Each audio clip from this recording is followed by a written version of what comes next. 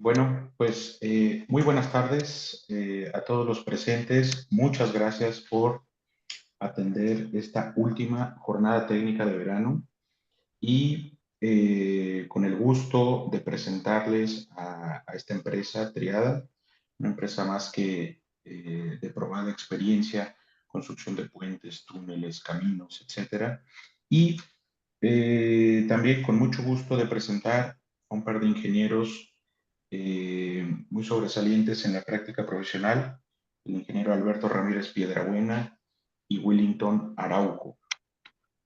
Permítanme comentarles acerca de esta conferencia que se titula Seguridad e Inseguridad en túneles carreteros en México.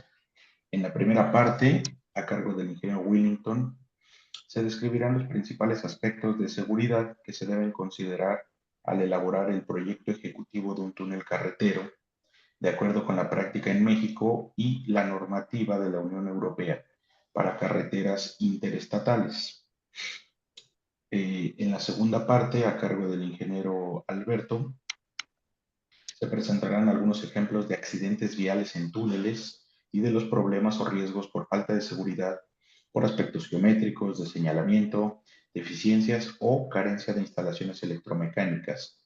Finalmente, se mencionarán algunas sugerencias para mejorar la seguridad de los túneles carreteros en operación en México. Les voy a compartir la semblanza. Nos vamos a ir en orden del ingeniero Willington Araujo Quimbaya.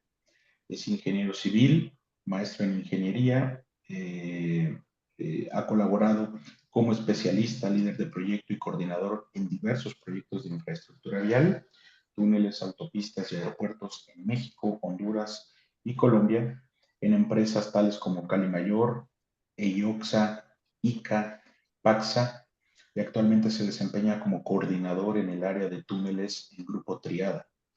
En el campo académico ha impartido clases a nivel licenciatura en la Universidad Autónoma de Baja California, posgrado en las universidades Xochicalco, Campus Tijuana y Ensenada, al igual que en la Universidad de la California Internacional, Campus Tijuana. Autor de artículos relacionados con la seguridad en túneles carreteros, presentado en el primer Simposio Internacional de Túneles y publicado en la revista Vector de Ingeniería Civil. Coautor de casos de estudio en la construcción de túneles de la autopista Durango-Mazatlán, el cual fue publicado en el Congreso Mundial de Túneles del 2023. Y por su parte, el ingeniero Alberto Ramírez Piedrabuena es ingeniero civil, maestro en ingeniería por la UNAM y maestro en ciencias en sismología ingenieril y mecánica de suelos en el Imperial College of Science and Technology, en la Universidad de Londres, en Inglaterra. Bien, el ingeniero Alberto es director de estudios y socio fundador de Triada Geotecnia en 1993. Desde hace 43 años se desempeña en el sector de la infraestructura civil, principalmente en las áreas de carreteras y autopistas. Dentro de su experiencia en el Grupo Triada se encuentra la autoría, participación, consultoría, coordinación y dirección de más de 400 estudios y proyectos geológicos, geofísicos, geotécnicos y de mecánica de suelos, topográficos, topohidráulicos para diversos proyectos de infraestructura carretera como puentes, túneles, caminos y autopistas, así como infraestructura ferroviaria y aeroportuaria en prácticamente todos los estados de la República Mexicana y en el extranjero, particularmente en Guatemala, Colombia, Chile y Argentina. Autor y coautor de 15 artículos para proyectos de vías terrestres y portuarios publicados en diferentes revistas de carácter técnico y artículos para posgrado en la FES Acatlán. El ingeniero Alberto Ramírez también es perito profesional en geotecnia desde el 2005. No me queda más que darles la bienvenida. Les comento que a continuación el ingeniero Willington va a hacer su presentación. Si tienen alguna pregunta que hacer, por favor háganlo en el cuadrito inferior que dice Q y A, para que ahí se puedan ir formando todas las preguntas en el orden en que van llegando. De nuevo, muchas gracias por su asistencia Esperamos que esta última conferencia sea el cierre de broche de oro y pues nada, adelante, ingeniero Wellington. Esta vez, un momento voy a compartir.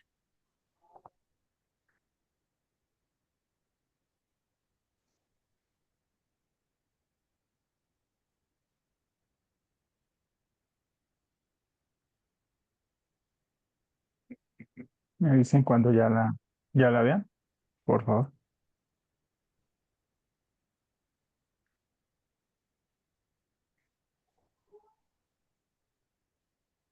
Ok, no sé si ya la ven.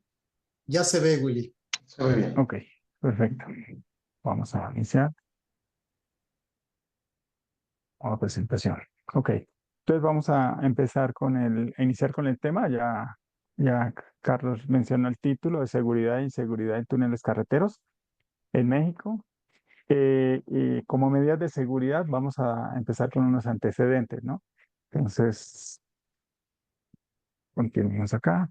Ya hay una, digamos, base de datos o un catálogo ya de registros de en algunos países que entre 1978, aquí se muestra el cuadro, entre 1978 y el 2012 vienen registrados algunos accidentes. Aquí solamente tomé los que tienen víctimas mortales. Hay uno de gran importancia que es el que está aquí resaltado, que es el de entre el túnel Mont Blanc entre Italia y Francia. El registro del 1999 que hubo 39 víctimas mortales, ¿no? Es una distancia considerable de 11 kilómetros, 11,6 kilómetros. Entonces, ese es el que marcó el hito, el antes y el después en cuestión de seguridad en túneles carreteros, ¿no? Es importante resaltar que este Mont Blanc tiene registros de accidentes anteriores, pero fueron más leves, ¿no? Este ha sido el más grave y fue el parteaguas de la seguridad. Aquí vemos un poco más detalladamente esos incidentes de accidentes del Mont Blanc, que volvemos a repetir de 11,6 kilómetros entre Italia y Francia. Inició operaciones en 1965. Es un tubo de 2 carriles y un ancho total de 860 metros, ¿no? Entonces, vemos los dos portales ahí. Está el Tauern de 6,4 kilómetros, que es en Austria. Inició operaciones en el 1971. Consta de dos tubos de 2 carriles cada uno. El San Gotardo, que está en Suiza, de 16,9 kilómetros, inició operaciones en 1980. Es un tubo de 2 carriles y actualmente se está construyendo un segundo tubo. El ancho de la calzada es de 7,80, en total tiene 9,20, ¿no? Algunos de estos túneles se han construido otro tubo, depende de la necesidad del flujo, el tránsito. Aquí las causas, especialmente, bueno, todo encadena en un incendio, ¿no? Aquí tenemos otros detalles del Mont Blanc, de las 39 personas fallecidas que les mencioné. El incendio duró 53 horas. El accidente fue un vehículo que transportaba harina y margarina y se vieron involucrados 34 vehículos en total, ¿no? Este tuvo graves consecuencias porque duró cerrado durante 3 años para su reparación y a raíz de eso viene la normativa europea que, por eso les mencionaba que marca el antes y el después, ¿no? De la prohibición de circular camiones con mercancías peligrosas. El Tauren, también en el mismo año, 1999, fallecieron 12 personas, el incendio duró 14 horas. Fue el vehículo también, camiones, vehículos pesados que transportaba pintura y algunos vehículos involucrados se vieron, o sea, por la colisión se ven intervenidos todos estos vehículos, 23 autos y 14 vehículos de transporte, camiones de transporte pesado, ¿no? Tenemos el San Gotardo, que ya fue, digamos, en este siglo, 2001. 11 personas fallecidas, duró 6 horas el incendio y también colisión de un vehículo pesado en un hastial del túnel, ¿no? Choque frontal con otro vehículo pesado y se vieron involucrados 10 vehículos y 13 camiones. Entonces, aquí vemos más o menos la magnitud del incendio. En el Mont Blanc se registraron temperaturas incluso arriba de 1000 grados centígrados, ¿no? Que pone en riesgo, por eso hubo tanto daño, tanto las personas fallecidas y también la infraestructura del propio túnel. Por eso también la duración de la reparación, ¿no? Y aquí vemos en los otros, algunos tienen ductos de aire fresco, aire contaminado. Entonces, hay todo un sistema para controlar esos incendios, pero pues eso es un registro que vale la pena, ¿no? Es importante tenerlo y aprender de esas experiencias.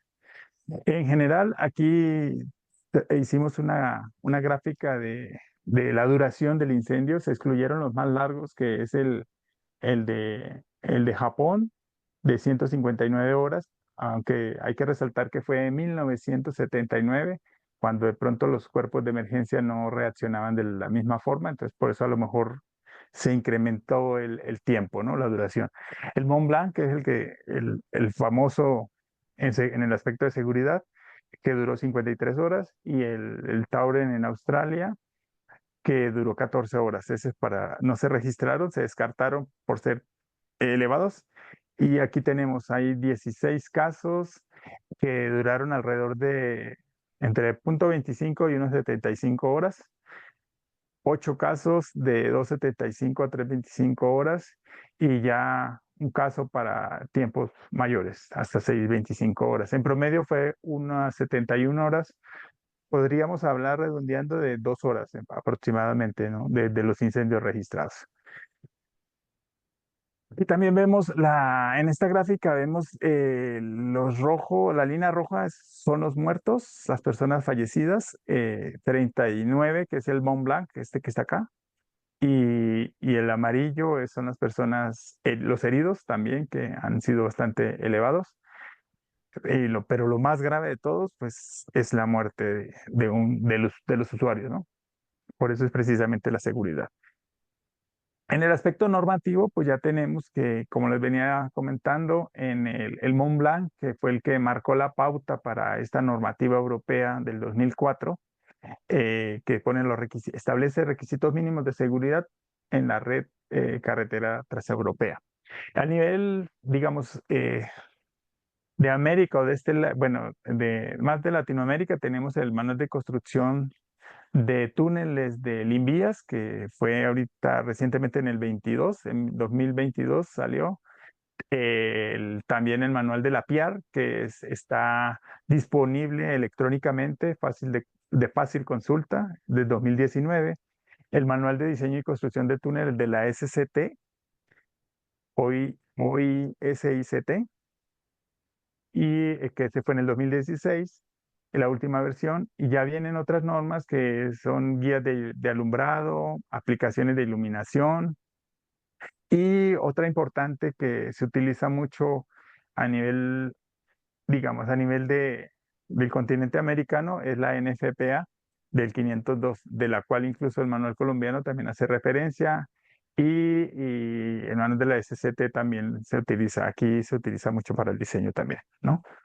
Y esas son en cuanto a normativas. Ya en cuanto a alineamientos horizontal y vertical, tenemos que, pues no hay una normativa específica hacia los túneles, de los túneles que nos determine ese alineamiento. Sin embargo, pues se sigue la normativa en México, seguimos la normativa de la SICT y de carreteras y autopistas, ¿no? Tenemos que conservar la misma disponibilidad.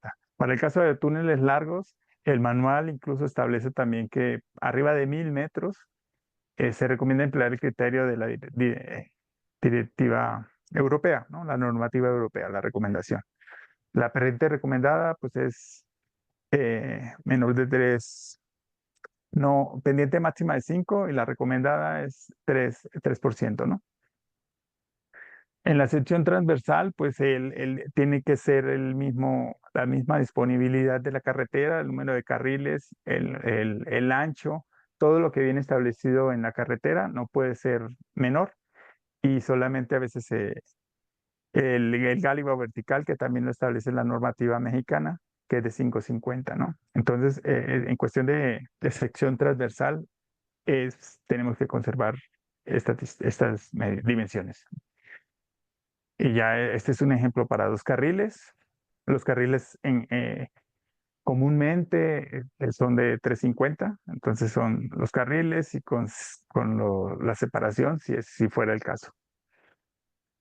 Las banquetas, en cuestión de banquetas, en México se consideran de 0.50 a 1.85 y en algunos otros países elevadas también, ¿no? Bueno, aquí son elevadas a 20 centímetros, ¿qué? A 20 metros con respecto al nivel de la calzada. Es para permitir la circulación del peatón, ¿no? En caso de una emergencia. En la Comunidad Europea, pues hay otras disposiciones. La banqueta, como observamos aquí, la hacen escalonada también con un barandal. Este es un túnel coreano de 3.7 kilómetros y está elevada a una mayor altura a lo que se utiliza aquí en México, ¿no? 80 centímetros. Son disposiciones de cada país. El mismo túnel que estábamos viendo, aquí ya se ve un poco más el detalle de la banqueta elevada. Y esta es la normativa europea, que una tabla de las que viene resumidas ahí. Entonces habla de el tráfico, o sea, el flujo de vehículos es el que nos marca la pauta y también la longitud del mismo, ¿no? A partir de 500 metros ya comienza a establecer recomendaciones que con pendientes, salidas de emergencia y otros. Y es obligatorio o recomendable nomás, ¿no? Pero por eso es la recomendación. Aquí siguen otros requisitos mínimos porque también afectan, o sea, también intervienen en el aspecto de seguridad intervienen muchos factores, ¿no? Iluminación, ventilación, estacionamientos de emergencia, comportamiento del usuario, eh, y muchos otros factores que intervienen. Circulación de mercancías peligrosas es otro factor bastante fuerte en el aspecto de seguridad. Aquí vemos la zonificación. En cuanto a la iluminación, hay una zonificación del túnel. Hay reducción, aumento gradual de iluminación, o sea, el, el, el ojo humano en campo abierto, a cielo abierto, va con una iluminación natural y al entrar al túnel no tiene que generarse ese efecto túnel, porque a veces se ve esa oscuridad, entonces tiene que seguir. Hay una transición que son estas zonas, zona de acceso, umbral, zona de transición, y hay una zona central. O sea, el usuario no tiene que notar tan drásticamente ese cambio, ¿no? Para evitar, porque si es muy drástico, eso puede generar accidentes en el interior del túnel. Aquí vemos algunos ejemplos de deslumbramiento, incluso si hemos tenido la oportunidad de circular por un túnel, vemos algunos que son como si fuera a entrar a una cueva, se ven, o el efecto de este deslumbramiento, ¿no? O sea, es el impacto, el choque de algo oscuro a la salida, que es mayor intensidad de iluminación, ¿no? También están las bahías de emergencia, que son en túneles largos, arriba de 1000 metros generalmente lo que se está colocando y también las galerías de escape, ¿no? Que estas galerías tienen que estar comunicadas, como se ve acá abajo, con un túnel de emergencia, ¿no? No puede quedarse encerrado el usuario o la persona, sino que tiene que haber comunicación. Arriba, vuelvo a repetir, arriba de 1000 metros, ¿no? Perdón, este es un video. Es que mira, por ejemplo, las luces en México no están actualizadas, sí, son diferentes. ¿El túnel coreano? No hay estas luces inferiores no hay tampoco. Las luces de arriba están más hacia los costados.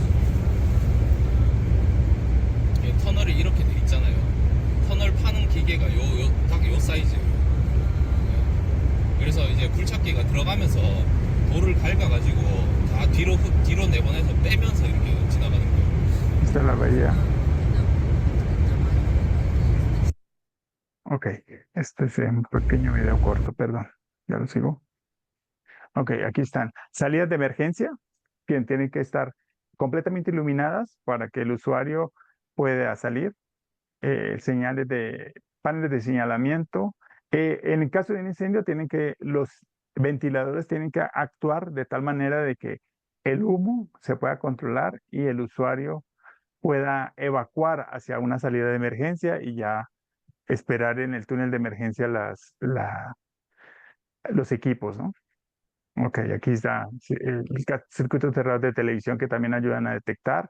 El operador o el controlador del túnel tiene que estar pendiente y vigilante de cualquier incidente dentro del túnel o accidente. Y en cuestión de transporte de mercancías peligrosas, pues hay varias normativas. Algunos países lo siguen en un acuerdo europeo, Estados Unidos y Canadá el reglamento de la ONU. En México hay una normativa, pero no es tan clara hacia los túneles, ¿no? Habla más o menos de qué son las mercancías peligrosas, pero no está tan clara como lo establece aquí el acuerdo europeo que está esto está en el manual de túneles carreteros de la PIAR. Y de mi parte sería todo. Esto, ya si hay alguna pregunta, la comunican como decía Carlos, por el chat y con gusto la resolvemos. Muchas gracias. Gracias, Willington. Mira, las preguntas vamos a abordarlas, si te parece, al final para que Okay. demos paso con el ingeniero Alberto. Y efectivamente, aquí en la parte de Q y A podemos recibirlas. Así que, bueno, ingeniero Alberto, le cedo la palabra para su presentación. Sí, buenas tardes a todos. Es un placer para mí saludarlos. Pues voy a hacer un pequeño comercial antes de iniciar la presentación de que sería la segunda parte de la seguridad e inseguridad en túneles carreteros en México. Un pequeño comercial de 2 minutos, a lo mejor no quedó muy claro, no sé si están viendo mi pantalla. Sí se ve. Sí, se ve. Sí. Bueno, pues un pequeño comercial como socios institucionales que somos de la Mitos, pues que comprende Grupo Triada. Somos un grupo empresarial mexicano que nos dedicamos a los servicios de ingeniería en diseño, supervisión, administración y consultoría especial en proyectos de infraestructura de transporte. Pues hacemos estudios, proyectos, gerencia de proyectos, supervisión de obra, ingeniero independiente, asesorías especializadas, plataforma web para procesos, consultorías tecnológicas, desarrollo de soluciones a medida y control de calidad. Tipología, bueno, pues obviamente somos en carreteras, principalmente autopistas, en puentes y túneles, vialidades urbanas, aeropuertos, vías férreas, puertos, presas, plantas industriales, impacto y protección ambiental, agua potable y alcantarillado, y plantas de tratamiento. Pues sí tenemos la capacidad altamente especializada para realizar estudios y diseños de vías terrestres en túneles y estructuras especiales, con las diversas áreas de planeación, ejecución, operación y mantenimiento de obras, aplicando tecnología de vanguardia y desarrollando estudios y proyectos que ahí se pueden ver.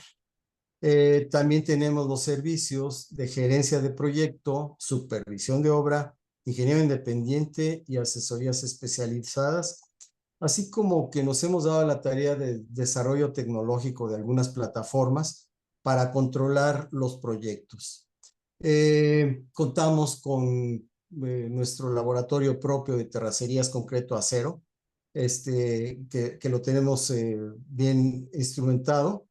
Y tenemos certificaciones de varios, sobre todo la EMA, que es para laboratorios, así como la metodología BIM y algunos otros certificados. En donde nos desarrollamos, bueno, pues prácticamente en color como un poco amarillo, es toda la República Mexicana. Color amarillo ya más fuerte son los principales proyectos que tenemos actualmente. tanto en México como en Guatemala como en Colombia. Y un saludo a todos nuestros hermanos colombianos que nos están escuchando. En particular, pues prácticamente es la semblanza de lo que ha pasado en nuestro país los últimos 6 años, en donde la inversión pues se fue más hacia el sureste, hacia los estados sureños. Aquí en Jalisco tenemos varias que estamos desarrollando, pero como ustedes pueden ver hacia el sur del país, es donde se están desarrollando el Tren Maya, por ejemplo, ¿no? En la actualidad, pues estamos haciendo, por ejemplo, en Guadalajara, en Lagos de Moreno, en el estado de Jalisco, un proyecto de ampliación de una carretera que es de una concesionaria y bueno, pues va de 2 a 4 carriles. También hicimos un proyecto de una carretera que rodea el Aeropuerto Internacional Felipe Ángeles, recién inaugurado hace 3 años. Y bueno, pues eso todavía está en construcción. La modernización del entronque a Cuautla, que está en proceso. A lo mejor los usuarios que van a Cuernavaca han de sentir que es una molestia, pero bueno, es toda la parte de la Pera Cuautla que ya se modernizó y falta este entronque. En la carretera Mitla-Tehuantepec, que estamos haciendo el servicio de ingeniero independiente y supervisión, quizás sea de las cosas que aún va a ser remanente de lo que se propuso este gobierno actual y está muy avanzado, cerca de concluirse, pero quizá ya no se termine en este sexenio. El puente Nichupté, en la laguna del mismo nombre, que pues un procedimiento nuevo, ya se utilizó en Sudamérica con el top-down, y atraviesa la laguna precisamente que está del otro lado de Cancún, que muchos de ustedes espero que conozcan. El Tren Maya, hemos hecho los trabajos de supervisión de lo que son los tramos 4, que ya fue puesto en funcionamiento, y próximamente, y a lo mejor en los próximos días, viene el tramo 5 Sur, que también estamos viendo como supervisión. Estaciones de esos tramos, del tramo 4, el tramo 5 Sur, y todo lo que fue talleres y cocheras de ese sistema de ferrocarriles. La monetización de la autopista México-Puebla, la autopista urbana Siervo de la Nación, la autopista Guadalajara-Colima, que pues hemos estado a lo largo de varios años y somos parte del desarrollador que le llamamos MR, mantenimiento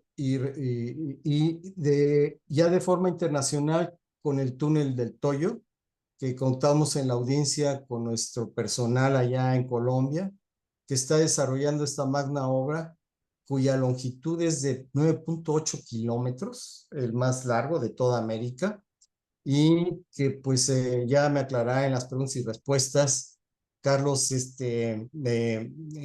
a ver como para cuándo estará lista esta obra, ¿no?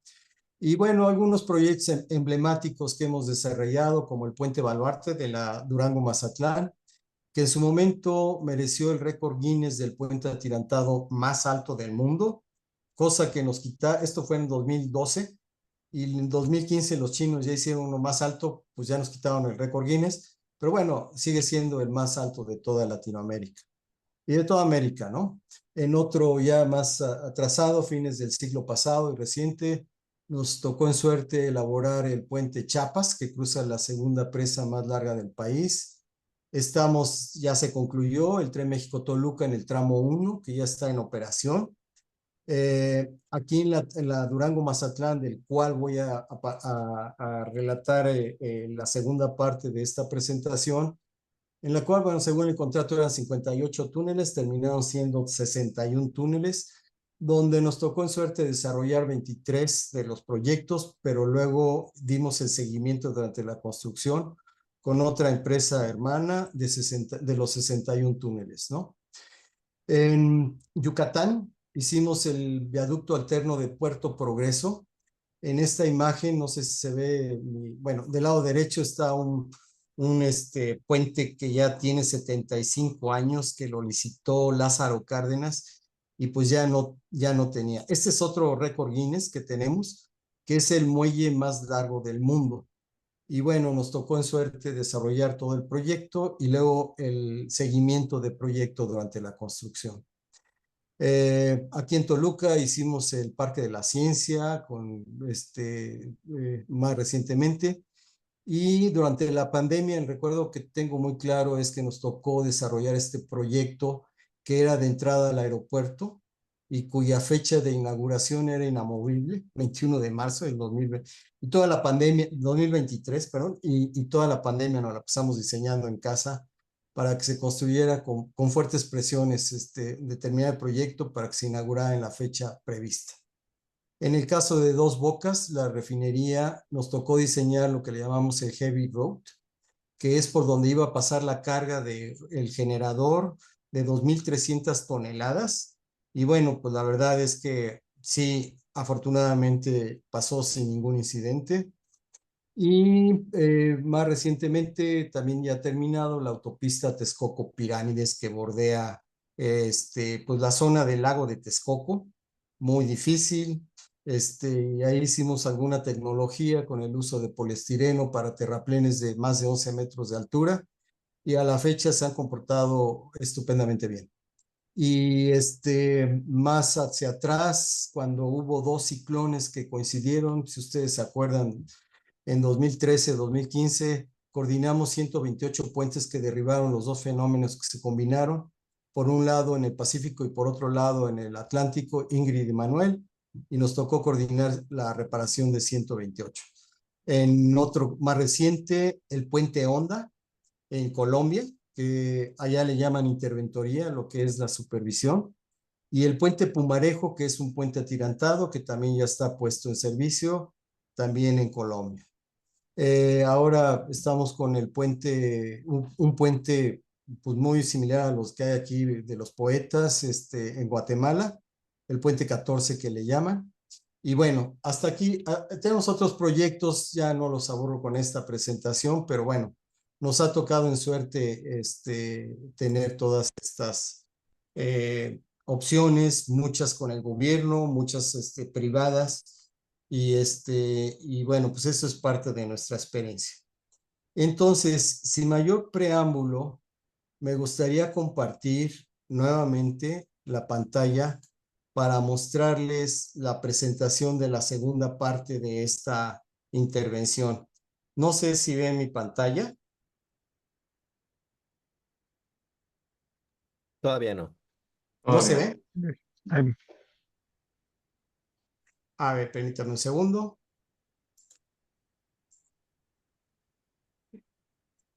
En un segundo, en un segundo se las comparto.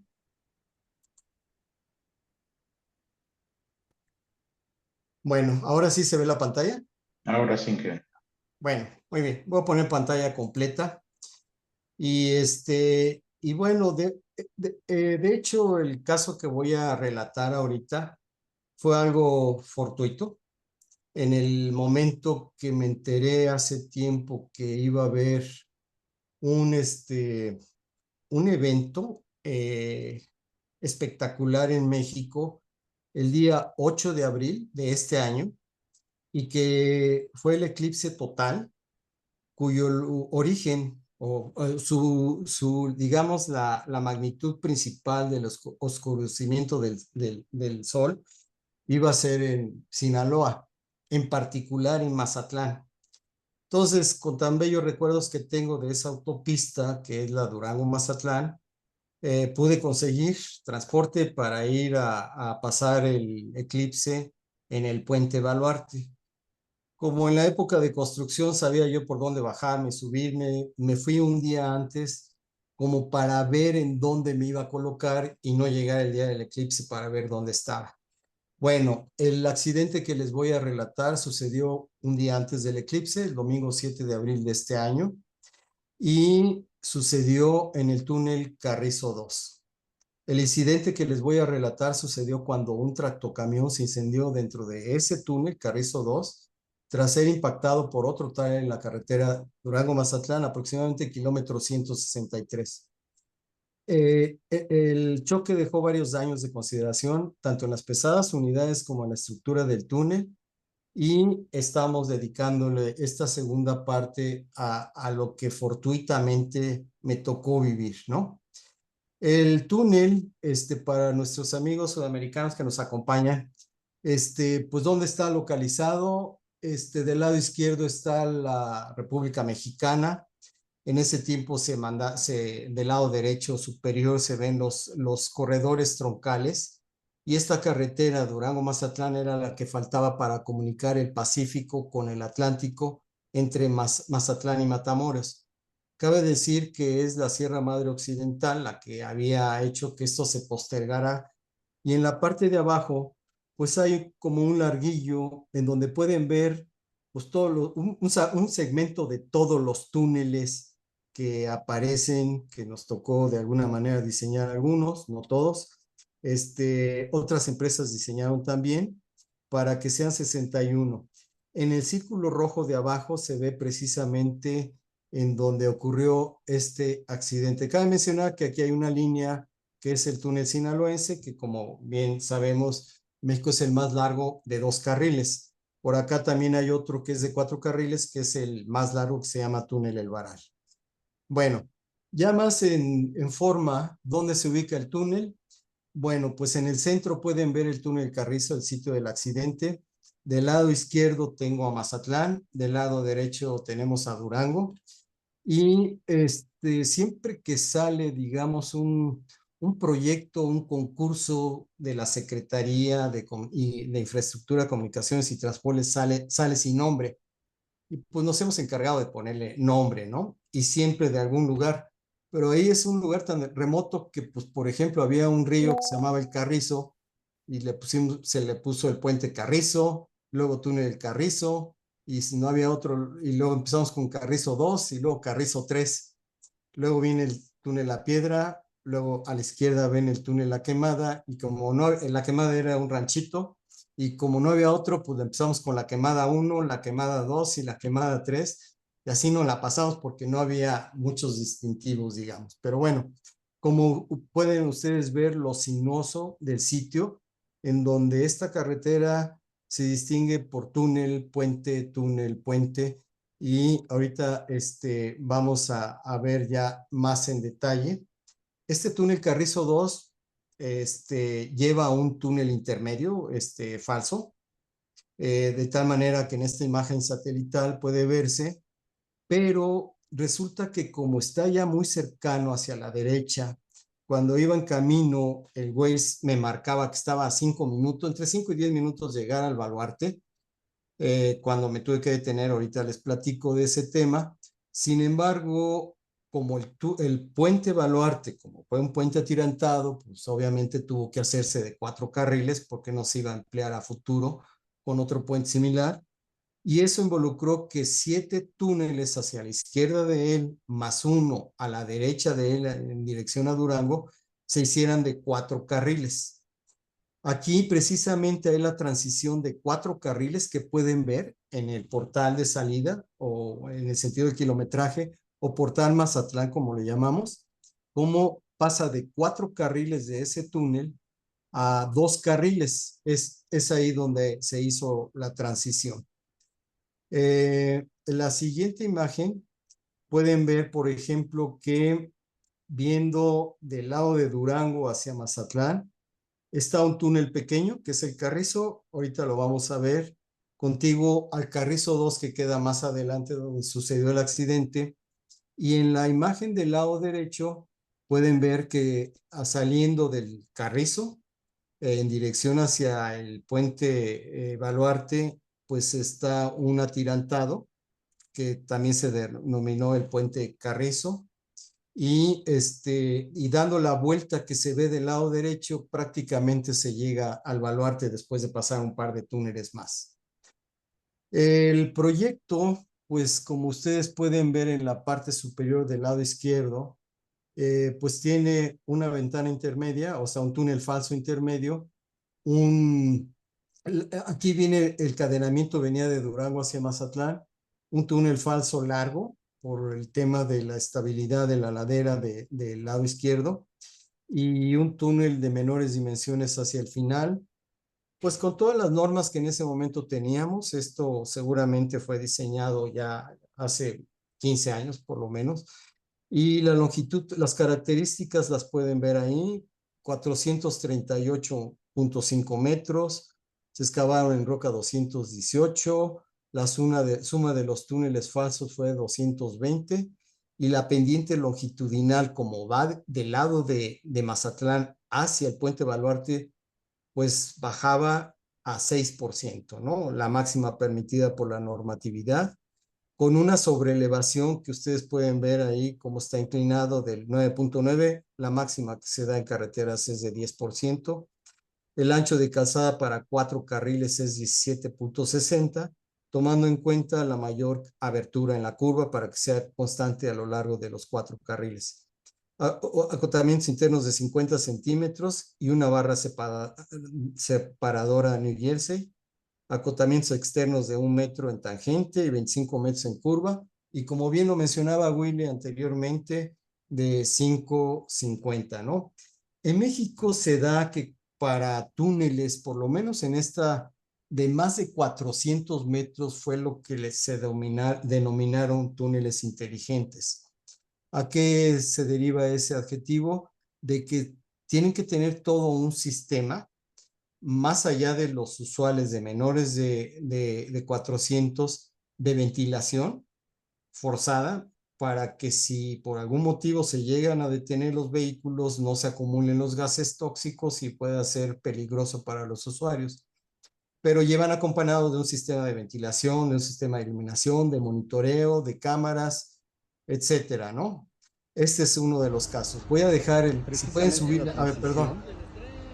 Bueno, voy a parar un segundo. El volumen de los videos que tuve en suerte y por desgracia, porque ahorita les voy a platicar la desgracia del siniestro, a veces yo creo que me acercaba mucho al teléfono, a veces no. Si pueden subir el volumen de sus computadoras, yo ya lo tengo al máximo. En algunos se oye bien, en otros mal. Y si hay alguna duda, con todo gusto repito lo que dicen. Hay algunos que se oyen mejor. Continúo entonces, ¿no? Donde pasa túneles de 4 carriles a 2 carriles. Ahí se ven 2 Como carriles estamos nada viendo, más. El túnel Carrizo 3 ya es de 2 carriles, mientras que si paneo, el túnel Carrizo 2, donde fue el accidente, es de 4 carriles. El túnel ya Carrizo Todavía 2 están tiene 4 de carriles. emergencia trabajando allá adentro. Ahí ya estaban trabajando los equipos de emergencia. Lo que llevamos siempre como claro que tenemos que diseñar todos los sistemas, la casa de máquinas, los sistemas contra incendios, todo un sistema, y ahí se ve en el portal Mazatlán, la casa de máquinas que le llamamos, y al fondo el tanque de almacenamiento de agua contra incendios del lado derecho, ¿no? De la fotografía del lado derecho. Ahí pudimos observar algo. Ahí todavía hay cables en esa fotografía. La gente ya estaba entrando. Yo apenas me iba metiendo. Se estaba apagando lo que vamos a ver a continuación. Y hay instalaciones para ventilación, señalamiento, lo que ven allá arriba, las turbinas. Pero ahí se puede uno percatar que no había luminarias, ya que después me entero que estaban cambiando el sistema de iluminación. Y lo que decía Willy, pues entra uno a una cueva cuando no hay iluminación, no se tuvo la previsión de tener o hacerlo por etapas, no lo sé. Ya un poco investigando, ahí están las instalaciones del sistema contra incendios. Del lado izquierdo se puede ver la casa, dentro de la casa de máquinas, pero si ustedes ven del lado derecho, ahí hay un tablero de control e instalación hidráulica para el sistema contra incendios que nunca se puso en operación. Aquí pueden ver, me llamó mucho la atención, la planta de generación de energía eléctrica del lado izquierdo y otra vista del lado derecho, pero si ustedes observan, como yo lo observé, nunca se ha puesto en operación. O sea, se ve nueva la máquina. Más adelante relataré, le dije, bueno, ¿por qué no le echaron a andar? Pues porque no saben cómo. El tema es que no quiero señalar, simplemente el hacer ver las cosas que me sorprendieron, porque esta máquina es un monstruo de máquina y está nueva. Deben de tener su sistema de extintores del lado izquierdo, del lado derecho que van en un carrito. Y bueno, pues también decía yo, ¿por qué no los utilizaron? En la parte 2 vamos a ver algunas vistas del exterior del túnel durante el siniestro. Viene un video con sonido. Yendo en dirección al puente Baluarte me encuentro con un accidente en el Carrizo 2. Parece que dentro del túnel se está incendiando un vehículo. Hace cosa de unos minutos que empezó y obviamente está la carretera sin tránsito. Bueno, en este video, si no alcanzaron a escuchar, fue cuando tuve la primera parada, dije, ¿qué está pasando? No me dejaron continuar. Y empecé, yo creo que estaba a la altura de un túnel que se llama La Piedra, y empecé a ver que salía humo de uno de los túneles. Como ustedes ven, el túnel es negro. O sea, yo estaba a 5 minutos del Baluartes, 10 minutos, y sin embargo, pues ahí me detuve. Quiere decir que acababa de ocurrir el accidente. Sigo esperando a ver si llegan los equipos de emergencia porque dentro del túnel está saliendo mucho humo. Entonces, yo espero que esto no haya pasado a grandes situaciones, que no haya habido más que daños materiales, pero no se aparecen todavía los equipos y se ve que está saliendo humo blanco, probablemente ya negro. Quiere decir que ya se quemó el diésel si es que llevaba y ya nada más a lo mejor la carga, quién sabe. Sigo esperando. Bueno, pues si no se oyó muy bien, una disculpa, el sonido, lo que estoy relatando, ya lleva 15 minutos parado. Empecé a ver que ya salía humo blanco, a lo mejor el humo negro, pues ya del diésel o algo, pues ya, y empezó a salir humo blanco.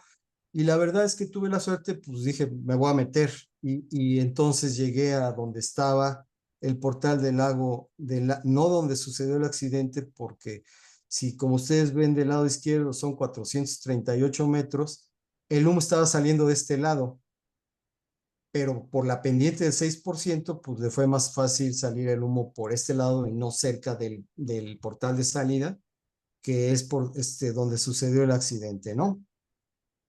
Ahí pueden ver que finalmente pues ya se estaba extinguiendo el fuego en el interior del túnel y seguía saliendo algo. Ya habían llegado las unidades de rescate y los servicios de emergencia, ¿no? Pero obviamente tuvieron que llegar desde muy lejos. Aquí vemos del lado izquierdo, del otro lado del túnel. O sea, esto es posterior a que ya me había yo atravesado y podía ver cómo pues, realmente poco humo de este lado y todos recorría el humo hacia la parte, según la pendiente, ahora sí que obedeciendo las leyes de la física y ya prácticamente extinguiéndose el mismo, ¿no? Al darse cuenta de la rapiña, no se hace esperar. Vienen dos personas con puntos de frijol.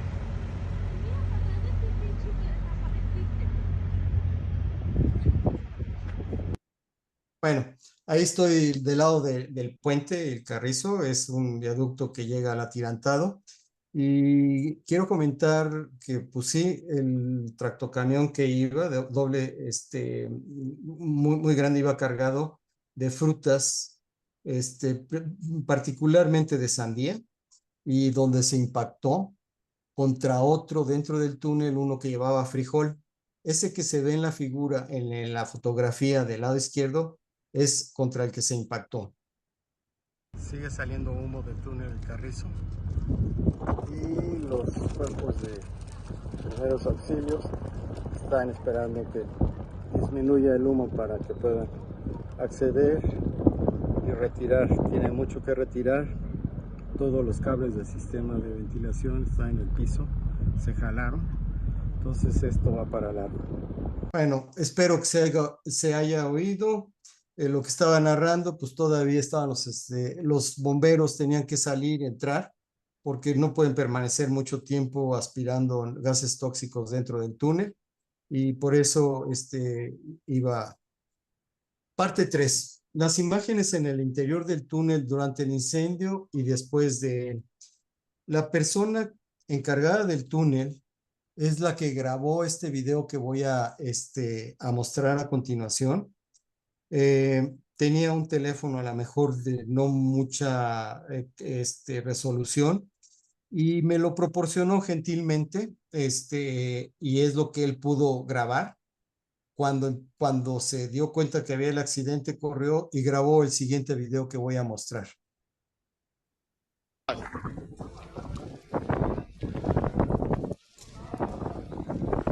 Cuidado por si truena otra vez, carnal.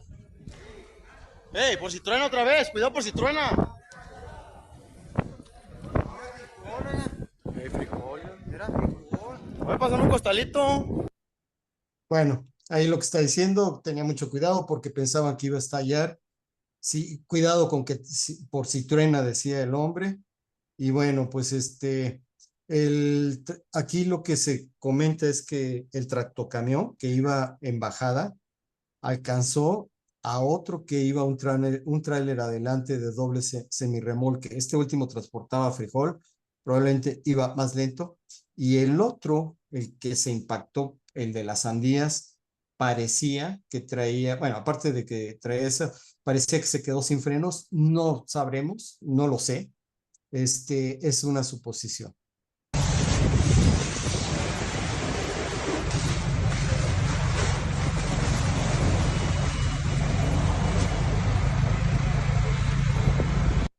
Ahí pueden observar, ese ya es video propio, los cables como cayeron, pero bueno, ahí se ve que estábamos muy cerca del portal de salida yendo hacia Durango y todavía se estaba incendiando cuando, bueno, me aproximé lo más que pudo, obviamente con seguridad. Estas imágenes de mi equipo que me ayudó a elaborar esta reseña fueron de pues, diferentes fuentes, ahí se da el crédito, tomadas de internet, de algunos periódicos, de ese accidente del 7 de abril. En estas que estoy mostrando del lado izquierdo puede observarse algo simpático, bueno, algo que llama la atención, que ven un rin ahí en la foto del lado izquierdo, un rin que no tiene, que se consumió completamente, pues el caucho que le llaman, la llanta, acá en México, y así habrá sido el nivel de temperatura que probablemente se presentó en el sitio. Del lado derecho, pues ven que prácticamente se deshizo la caja del tractocamión. Quiero, pues ahora sí que manifestar con mucho pesadumbre que el operador del que traía las sandías, que probablemente iba sin frenos, pues obviamente falleció.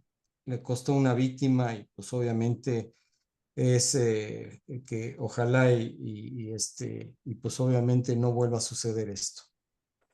Bueno, algunas imágenes en el interior, como ven todavía hay fuego en el lado izquierdo, que estaba volcado, se le ven la llanta trasera todavía intactas, pero bueno, las que quedaron del lado derecho se ve que fue donde iba la caja, pues obviamente el caucho se desintegró. El tema ahora de los servicios de emergencia de Capufe auxiliando para extinguir el fuego. Como les digo, a pesar de que estaba el portal, muchos de ellos no traían mascarilla, pues entonces tenían que estar tomando lapsos para salir y entrar a respirar aire puro, digamos. Aquí en este video pues, se aprecia la magnitud del accidente. Y ahí ya está recorriendo en el sentido hacia lo más cercano del túnel, quizá bombeado. Bueno. Este fue el vehículo que fue alcanzado. El chofer pues obviamente ya se peló. Y traía doble semirremolque. Sigue saliendo mucho humo. Bueno, en este video pues se muestra que casi el impacto sucedió al final del túnel, empujó al doble semirremolque, la caja del primero la que va más para atrás se deshizo, la otra quedó. Pues el chofer, como pasa en estos casos, pues luego vio el desastre y se fugó. Vamos a la parte número 4. Lo que podíamos observar, fallas de los sistemas de emergencia. Del lado izquierdo, la rotura del cableado provocó la interrupción de la energía eléctrica en el interior del túnel, dejando sin funcionamiento el sistema de ventilación. La falta de iluminación es debido a que se estaban cambiando, no había luminarias, el sistema de alumbrado. Del lado derecho, pues ese es el sistema contra incendio, esa tubería roja que ven, que no entró en operación. Obviamente, al fallar el sistema eléctrico, debió entrar en operación la máquina para proveer de energía y que pues, no entró en operación nunca. ¿Qué fue lo que también vimos? Del lado izquierdo de la pantalla pueden ver el tanque de almacenamiento de agua contra incendios. Y el señor amablemente le dije, yo pensé que el lugar donde muestra la regleta en la parte de arriba entre el 4 y el 5, pues pensé que hasta ahí estaba el agua. Pero me dijo, mire, ingeniero, acérquese y ponga la mano.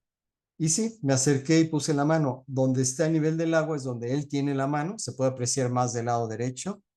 Y un poco más arriba se sentía ya cálido. Donde él tenía la mano todavía estaba frío, porque ahí había agua. Y en la parte superior, pues era ya caliente. ¿Qué quiere decir? Que si el hombre tiene, pues, 1.60, ¿les parece? Pues a lo mejor si tenemos 1 metro de agua y ese día habían ido a cargar la pipa, pues nada más dejaba 1 metro de agua, que pues no es suficiente. Le pregunté y le cuestioné, bueno, ¿por qué no corrió con los extintores? Y la verdad es que ninguno servía. Está del lado derecho, pues simplemente falta de, no se alcanza a ver quizá, pero me dijo, pues es que, ¿para qué me lo llevo si no servía, no? Y así como ese es un ejemplo, pero eran como 4 o 5 que estaban en las mismas condiciones.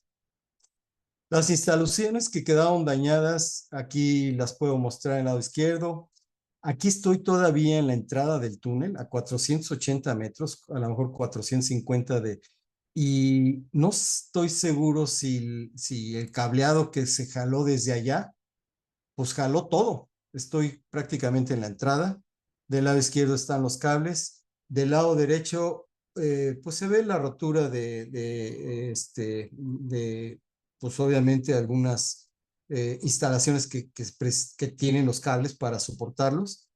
Y no estamos seguros, eso es una presunción, si fueron jalados por cuestión del accidente, pero pues eso nos trae enseñanzas que ahorita voy a poder tratar de vertir aquí. Los daños que se pueden ver en la fotografía del lado izquierda nos hacen como que prever qué fue lo que pasó. Allá al fondo, en la foto del lado izquierdo, se ve pues, la entrada en una curva. Probablemente el conductor, a la hora que vio el otro vehículo que venía quizá a menos velocidad, él intentó volantear y pegó en la barrera New Jersey que ahí aparece, y después quizá botó hacia el otro lado y ahí fue el alcance, porque la New Jersey tiene mucho esa, digamos, misión de que pues, no se abre, simplemente bota el vehículo hacia el otro lado, ¿no? Por esa es su forma. Y entonces probablemente nunca lo sabré, no sé si hay un peritaje al respecto, pero bueno, lo que pueden también notar en el lado izquierdo, ahorita lo vamos a ver con más presiones, que se ven unas llantas en el lado izquierdo, en el hastial, y se ve ahorita llegamos a ese detalle. Y las señales dinámicas del lado de la fotografía del lado derecho, pues se ven que pues quedaron todas dañadas. No le hagan caso a la persona que ya lleva su saco de frijol, que es penoso, ¿no? Pero lo viví muchas veces allá en esa carretera de Durango-Mazatlán. Hubo daños a tablero dentro del túnel y aquí viene otro video. Aquí quedó el vehículo.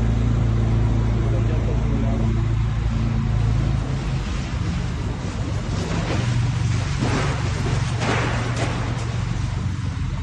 Obviamente, el conductor falleció.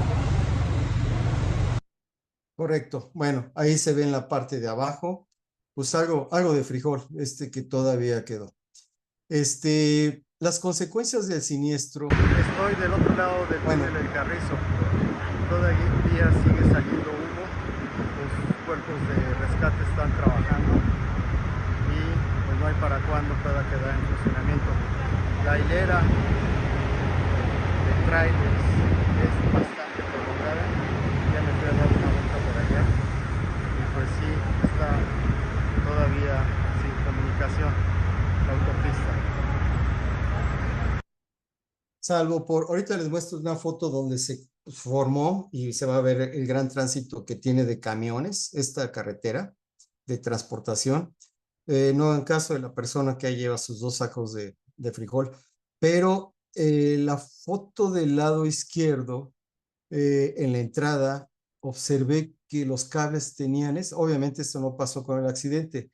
Yo quiero suponer que era parte del cambio de las luminarias dentro del túnel y por eso estaban destapadas y como que estaban expuestas, ¿no? La cola que se formó, la fotografía del lado izquierdo, pues ya se ve que estaba hasta el lado, precisamente en el puente del Carrizo, daba la vuelta y daba la vuelta, quién sabe hasta dónde habrá llegado, de que pues se interrumpió el tránsito. Del lado derecho había vehículos detenidos dentro del túnel, ese es el Carrizo que es corto y que no tiene problemas de circulación de agua, pero tenían andando los motores. Entonces, como que pues, pensé en decirles, oiga, pues ¿para qué los tienen andando? Si esto va para largo, ¿por qué no los apagan? Pero luego me doy cuenta que algunos de ellos traían perecederos y si apagan la máquina, pues deja de funcionar el sistema de refrigeración y se pierde toda la carga, ¿no? Lo que mencionaba Willington al principio es que si no servían no había luminarias como pueden observar, pues al entrar al túnel y hay una curva, pues se ve, como decimos en México, la boca del lobo, ¿no? Es oscuro completamente y luego sin iluminación, pues del lado derecho, pues al salir del túnel hay un deslumbramiento. ¿Qué pudo haber percibido la persona que falleció? Pues que ya se acercaba, se deslumbró, no traía frenos, no sabemos, la verdad no, es muy triste. Me voy a referir ahora en estos 4 minutos siguientes a las conclusiones de las experiencias que nos ha dejado el accidente, sobre todo porque no hay una norma en México, desafortunadamente, pero los diseños para túneles se aplican como camino abierto. ¿Qué estamos tratando de los aspectos geométricos que hay que cuidar? Al analizar este tema, pues nos damos cuenta que para diseñar un túnel, no tomamos en cuenta lo que se llama la distancia de visibilidad. Creo que no tengo el puntero por acá, pero en la parte de abajo hay una línea punteada que vamos a suponer que sea un talud. Y si vamos del lado izquierdo hacia el derecho, del 5 más 300 al 5 más 600, digamos, si vemos algún problema, la distancia de visibilidad me permite de alguna manera en un camino abierto el tener, por lo menos ahí serían de las 5,300 a las 5,500 más 60, como 240 metros para ya sea pararme o para rebasar si es que está un vehículo parado, porque no hay ningún obstáculo, y eso que le estamos metiendo ahí a un talud cercano. En el caso de los túneles, esa distancia de visibilidad se reduce considerablemente porque pues uno entra al túnel y ya no tiene la posibilidad de ver más adelante cuando hay una curva ahí cercana. Y lo que es en camino abierto 260, 80 metros, se reduce a 180 metros a la mejor, con la línea roja del 5 más 300 a 5 más 480, pues ya queda muy poco y a velocidades como tiene la carretera, y luego una bajada y luego sin frenos, bueno, pues imagínense si se va a poder parar un vehículo, ¿no? Entonces, pues estaríamos pensando que debe haber una norma que incluya la distancia de visibilidad diferente a camino abierto, a cómo se traza, sino que sea específica para túneles. ¿Qué otra cosa? Bueno, pues las instalaciones dentro de un túnel normalmente las colocamos, y eso es un aprendizaje para nosotros, ya sea por encima del gáligo vertical, los 550, o fuera del gálibo horizontal, o sea, donde pensamos que nunca va a llegar a tener riesgo. Sin embargo, en caso de accidente de un vehículo de grandes dimensiones, las instalaciones no están exentas de sufrir daños como ocurrió en este accidente.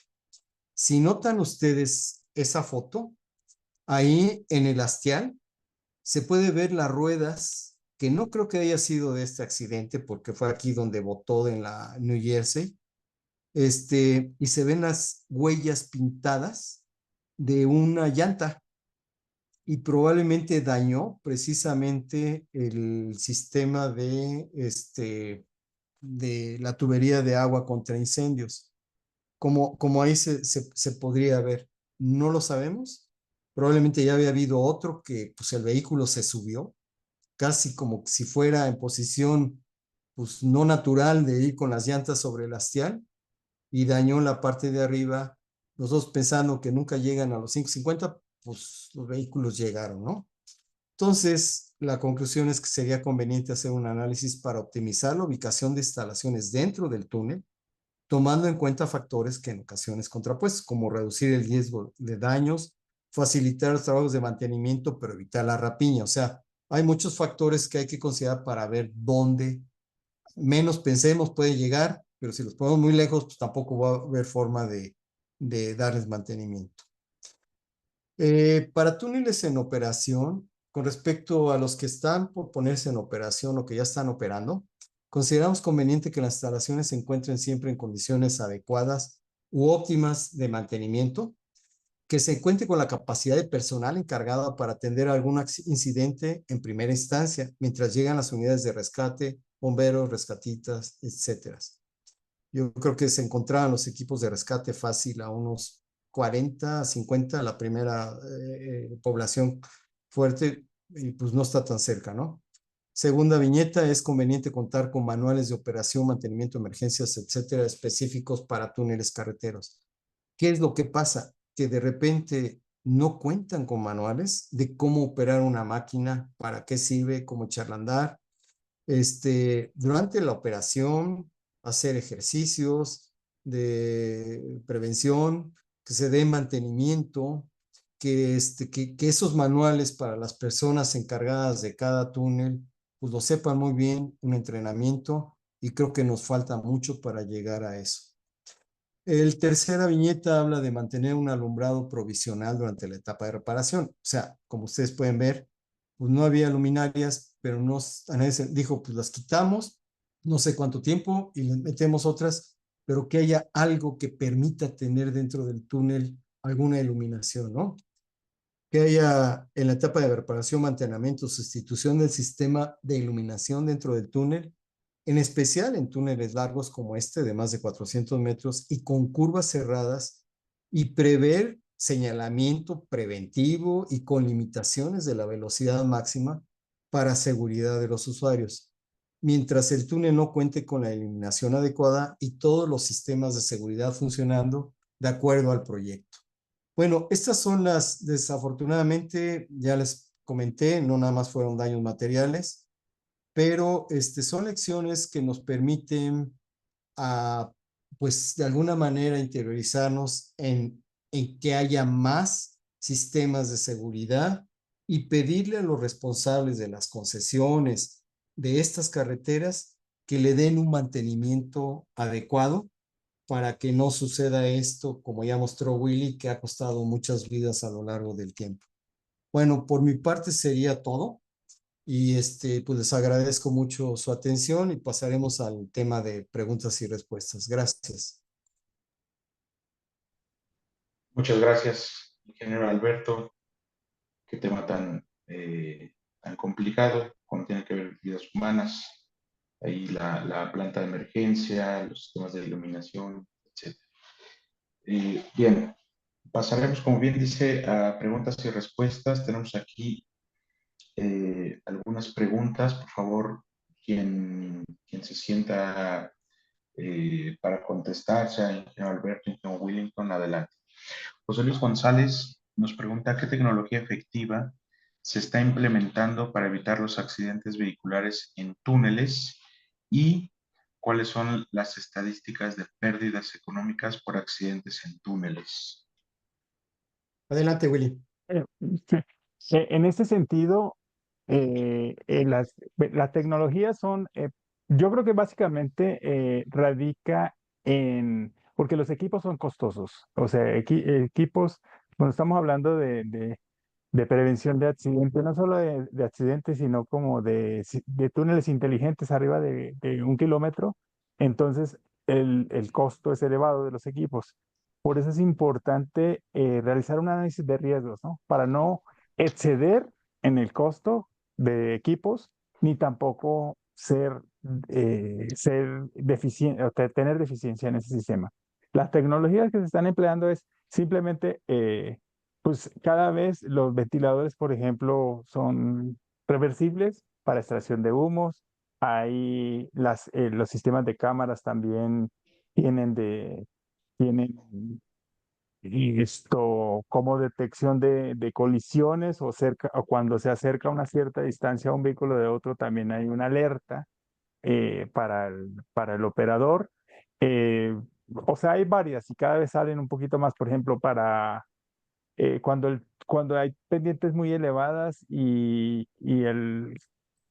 especialmente son los camiones de carga pesada, se llegan a recalentar en el motor, pueden haber marcos térmicos en los portales para detectar ese calentamiento e impedir que esos vehículos ingresen al túnel, ¿no? Entonces, cada vez hay más tecnologías y hay muchas al servicio, pero lo que vuelvo a repetir, es necesario hacer un análisis de riesgos para no caer en el exceso de adquisición de equipos, porque esto elevaría demasiado el costo del proyecto, del túnel, ¿no? La construcción de un túnel. O caemos en el otro extremo, no colocamos los equipos adecuados, ¿no? Eso me parece importante en ese sentido, ¿no? Y también aunque no es específicamente con la pregunta, pero que la seguridad del túnel digamos, la seguridad no es negociable. Las pérdidas humanas eso creo que va relacionado más con otra pregunta que viene por ahí. Es demasiado, ¿no? Una persona que fallezca, ya con eso es un punto crítico. Si a eso le sumamos que puede sufrir la estructura del túnel, descascaramiento de concreto, como veamos en el túnel del Carrizo. Dos, el cableado y todos los demás afectaciones que tiene. Y por otro lado, la afectación económica de la carretera. El cierre durante el tiempo que dure la reparación del túnel, también todo eso se tiene que sumar, ¿no? Por eso es que eh, digamos que lo que se trata es de como generar conciencia de que en ese aspecto no deberíamos restringirnos un poco en la seguridad, ¿no? Porque las pérdidas son demasiadas y más de vidas humanas. Gracias, Willington. Eh, Estadísticas sobre pérdidas económicas de accidentes en túneles, ¿dónde pudiéramos referir a la audiencia, Willington? Pues digamos, todavía no hay así como una, una, es- un control estricto. Es más, al menos no hay un registro estricto de túneles, de accidentalidad en túneles carreteros, ¿no? O sea, hay registro de accidentes en una vía, pero no se especifica dentro de un túnel, en el interior del túnel. Y las pérdidas económicas se podrían ver reflejadas en estas vías, generalmente son de cuota, autopistas. Ahí en el registro, ahí, o sea, la disminución del ingreso, ¿no? Eso sería ¿qué? Una primera instancia de detectar la pérdida de flujo, porque todo lo que se va a generar, más si le sumamos todo lo que se transportaría en el caso de Carrizo, como vimos, todos los camiones de carga que están ahí atrás, parados, todo lo que se puede echar a perder, ¿no? Depende del tiempo, Bien, pero muchas no hay estadística gracias. como tal hasta el momento. Mira, el ingeniero Jorge Luis Bolaños nos pregunta, ¿Podría detallar un poco más sobre los sistemas de ventilación natural y mecánica? Sí, con mucho gusto, Jorge Luis Bolaños. Mira, en México, en otros países a lo mejor se toman, digamos, diferentes parámetros. Aquí en esta carretera Durango-Mazatlán, en lo general, cuando exceden de 400 metros, es cuando se mete una ventilación forzada. Se supone que menos de esa longitud, los gases tóxicos salen por sí mismos y no necesita ponerse las turbinas que a lo mejor fue muy rápido, pero se ven en la parte superior y hace que expulsen el material, el gaseoso, el tóxico de los vehículos. Y es necesario implementar ese sistema de turbinas que dependiendo de la longitud del túnel se colocan a cada cierta distancia. El límite, como reitero, son 400 metros, que parecería que no es necesario un sistema de ventilación forzada y menos de 400 metros, bueno, menos, no, y más de 400 es necesario meterlas, ¿no? Gracias, ingeniero Alberto. Tenemos aquí unas preguntas del ingeniero Jesús Ríos. La primera es referente a las nuevas NOM 004 y 034. ¿Consideran temas de seguridad vial en túneles? No, me parece que no, no lo tiene muy bien definido. Esas normas no la tienen todavía muy definido y creo que tenemos que avanzar mucho sobre eso, ¿no? Sobre todo lo que hemos pedido a la autoridad es que haya, espero que en algún momento, una normatividad mexicana de túneles. No existe como tal. Existe un manual, pero hasta ahí llegamos. En Colombia ya existe una normatividad, en la Unión Europea, en Estados Unidos, pero México carece de ella. Yo creo que será bueno en algún momento poderla implementar en México, ¿no? Bien. Gracias, ingeniero. También el ingeniero Jesús Ríos pregunta, ¿los municipios están construyendo túneles relativamente cortos, casos de Guadalajara o Puerto Vallarta? ¿Cómo se apoya a estos en temas de seguridad vial en razón de las capacidades técnicas municipales? Sí, muy buena pregunta, Jesús. Mira, en realidad tuvimos también en suerte de que estos túneles de Jala Las Varas, Puerto Vallarta, nos tocó diseñar 4 túneles, el paso de Jaguar, nosotros los bautizamos así. El paso de Jaguar lo bautizamos así porque con cámaras detectaron que había jaguar, paso de venados, las truchas y el paso del puma. No es que hubiera puma, sino que mi geólogo pues era de la universidad como yo y cuando me propuso el nombre pues dije pues adelante porque pues yo también soy puma, ¿no? Fuera de ese dato, ninguno de los 4 túneles que se diseñaron y otros más que existen exceden los 400 metros, pero eso sí, aún tenga 20 metros y sea dentro de una ciudad, todos los túneles por norma deben de estar iluminados. No debe haber un solo túnel. Aún lo vemos por ejemplo, en la Ciudad de México, los túneles de muchos años que atraviesan Tlalpan y más reciente los deprimidos y cosas así. Todos los túneles por norma deben llevar iluminación. Y la ventilación forzada cuando ya exceden de 400. En estos casos de los túneles de las varas de Guadalajara, que van en Guadalajara a Puerto Vallarta, ninguno excedía esa longitud. Espero que haya quedado respondida. Bien, ingeniero, de nuevo el ingeniero José Luis González pregunta, ¿qué sistemas redundantes deben existir en los túneles para evitar los accidentes al interior? Y pregunta, me imagino referente a este túnel del Carrizo, si hubo afectación estructural al túnel. Sí, en la segunda pregunta, por lo que pude percibir, no se vio ningún problema.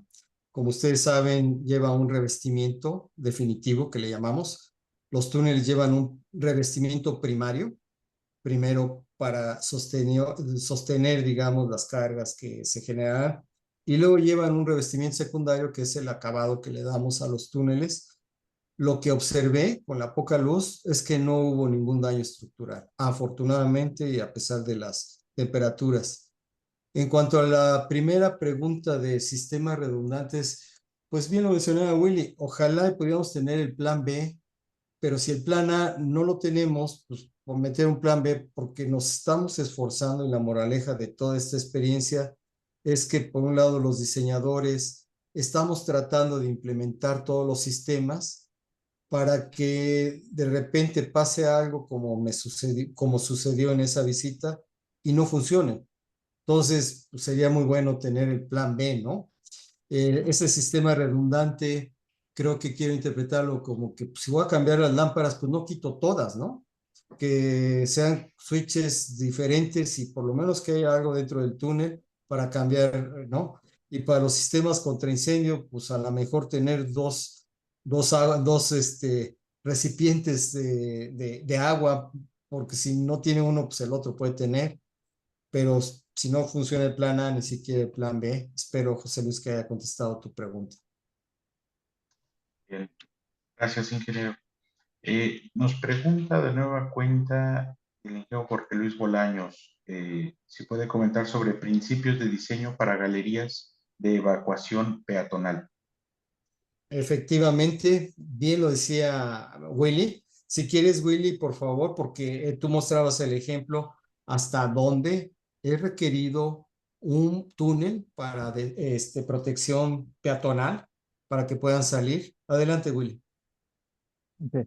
Sí, para túneles arriba de 1 kilómetro es donde se solicita o se recomienda el túnel de emergencia, ¿no? Es un túnel con una sección más pequeña, previendo únicamente que puedas evacuar el peatón de las salidas de emergencia de las salidas de las salidas de emergencia hacia el túnel de evacuación. Es un túnel paralelo al túnel carretero, ¿no? Ese es cuando hay solo un tubo. Cuando hay dos tubos ya no es necesario.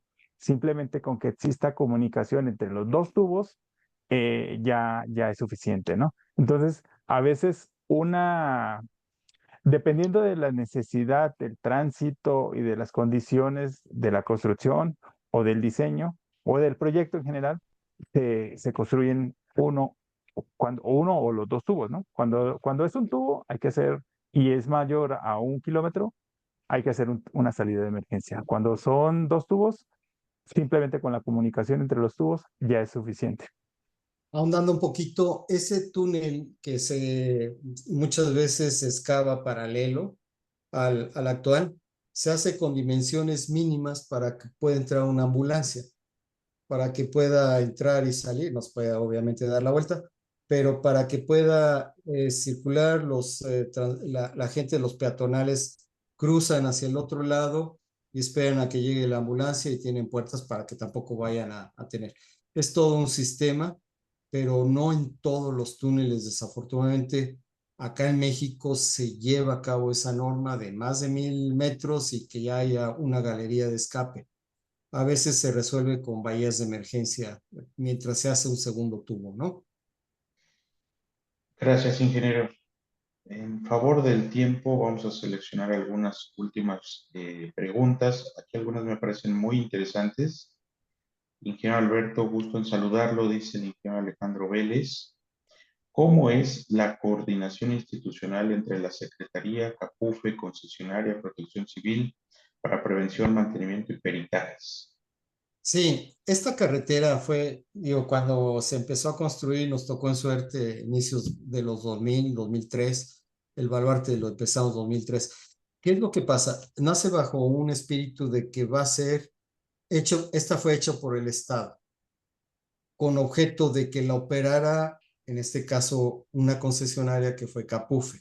Entonces la Secretaría le entrega a CAPUFE y todo lo que se genere debe de irse a dos bolsas. Una para el mantenimiento de la misma carretera, para que se mantenga en buenas condiciones, y otra bolsa para que se acumule para construir otra carretera, ¿no? Es una idea muy buena, que en la práctica, bueno, parecería que la bolsa que se va acumulando, pues ni se atiende el mantenimiento al 100%, y no quiero echar culpas, obviamente no me corresponde, simplemente es una anotación como usuario de una desgracia que me tocó ser, digamos, testigo. pero el hecho de que sí tiene mucho tránsito, como ya lo vimos, que se mantuviera esa bolsa para que se reparara y se tuvieran todo siempre al orden. Parece que no ha sido así por algún motivo, ¿no? Entonces, pues eso es lo que puedo contestar y un saludo también de regreso, ¿eh? Gracias, ingeniero. Mire, aquí hay alguna pregunta que es muy buena, un comentario. César Romero Espinosa. Lamentablemente, las concesionarias y las constructoras siempre buscan reducir los costos en los equipos de instalación, tanto eléctricos como de sistemas especiales. Esto puede repercutir en su funcionamiento y operación. Un comentario que nos hace César Romero. Y también por aquí Marco Antonio León Nares, sobre todo este tema de propuestas de seguridad en túneles carreteros. Pregunta que ¿para cuándo, ingeniero Piedrabuena, lanza las iniciativas? Esto le corresponde en conjunto a Mitos como institución. Sé que ya es la última, va a haber cambio, pero ese es un trabajo que tenemos que contribuir todos, ¿no? Poner en la mesa. Se está haciendo una normativa actual para túneles en la Ciudad de México. Por ahí Juan Paulina, a quien le mando un abrazo si no está, nos invitó a participar y yo sé que ya lleva varios años porque en la pasada mesa en la que estuve ya se tenía en el calendario. La verdad es que debemos de empezar a lo mejor por la Ciudad de México, que se incluya esto y luego expanderlo como si fuera una norma nacional, como pasó con el reglamento de construcciones de la Ciudad de México, que sirve de modelo para todo el país, ¿no? Muy bien. Bueno, en respeto del tiempo, quisimos contestar el mayor número de preguntas. Sin embargo, dígame, ingeniero, adelante. Rápidamente, 30 segundos. Veo muy interesante, Manuel Herrera, gracias por tu contribución.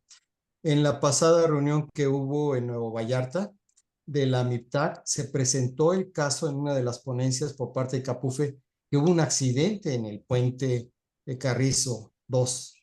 Fue muy interesante porque sí explotó y sí tuvo daños de consideración el puente. La carretera estuvo cerrada meses, precisamente adelantito de donde estuvimos ahora parados. Y en ese tenor, hay una ponencia que hizo gente de Capufe, muy interesante y gracias por recordarlo, Manuel Herrera. Buen apunte, ¿no? Claro que sí. Muy bien. Bueno, pues muchas gracias, ingenieros Willington y Alberto Ramírez de la empresa Triada. Yo creo que su participación ha sido muy buena para este cierre de las conferencias técnicas de verano. Incluso el ingeniero Piedrabuena en alguna diapositiva tenía un correo electrónico para posibles oportunidades laborales y por supuesto que no estarán cerrados a hacer algunas asesorías, consultorías, estar abiertos a preguntas en sus correos de Triada. Entonces, bueno, sin más, pues no me queda más que agradecerles a nombre de Amitos.